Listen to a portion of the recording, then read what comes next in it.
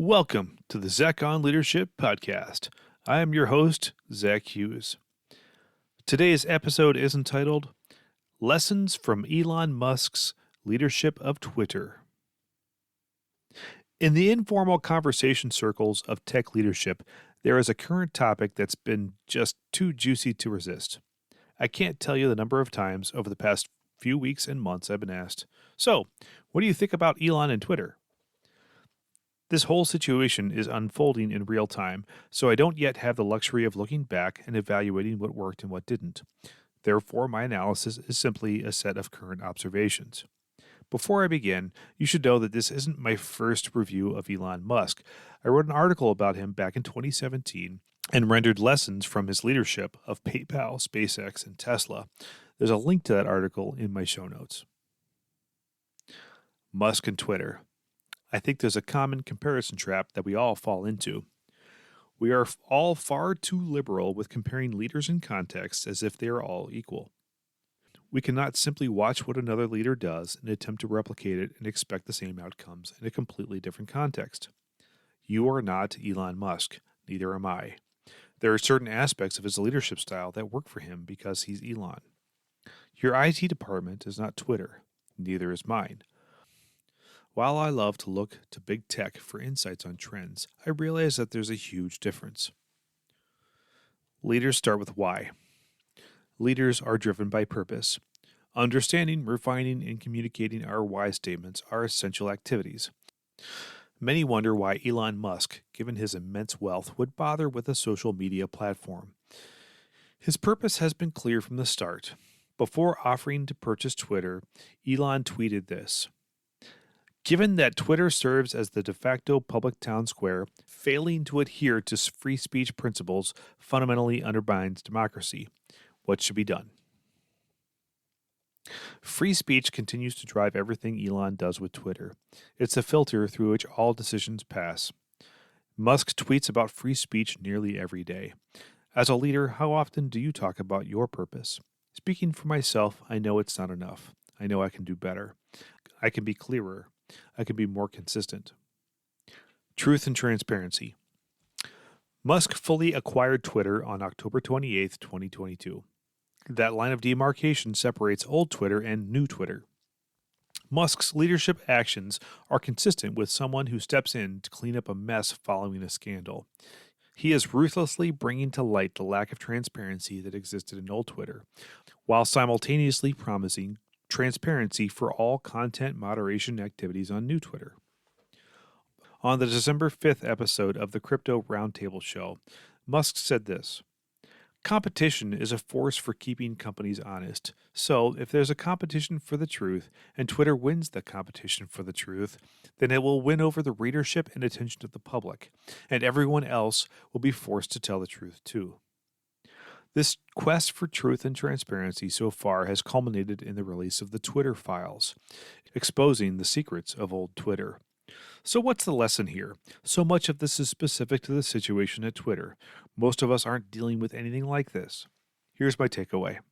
I've worked with two different leadership styles, those that are open by default and those that are closed by default. Those that are open by default go out of their way to share everything they possibly can, but always respect the confidentiality of secrets that they aren't at liberty to share.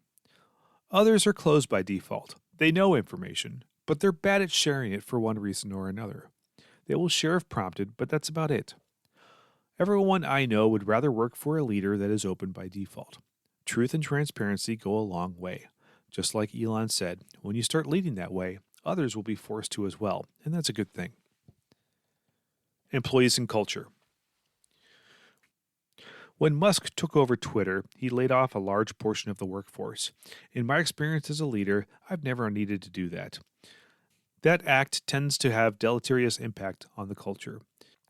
In Musk's case, he saw the Twitter culture as something he needed to dramatically reshape, not preserve. Also, much of this action found its way into the public sphere, which is unfortunate. Most of us can improve the culture in our shops through softer and less dramatic means. Opt-in culture. Opt-in to change. I'll share an internal email that Musk wrote to his employees on November 16th. Going forward, to build a breakthrough Twitter 2.0 and succeed in an increasingly competitive world, we will need to be extremely hardcore. This will mean working long hours at high intensity. Only exceptional performance will constitute a passing grade. Twitter will also be much more engineering driven. Design and product management will still be important and report to me, but those writing great code will constitute the majority of our team and have the greatest sway. At its heart, Twitter is a software and servers company, so I think this makes sense. If you are sure that you want to be part of the new Twitter, please click yes on the link below. Anyone who has not done so by 5 p.m. ET tomorrow, Thursday, will receive 3 months severance. Whatever decision you make, thank you for your efforts to make Twitter successful. Elon. Musk is clear about his purpose, strategy, and expectations. Then he provides an opportunity to actively opt in. Musk didn't invent this approach. Great leaders find a way to regularly recommit their team members to the cause. Most leaders simply aren't this clear and direct.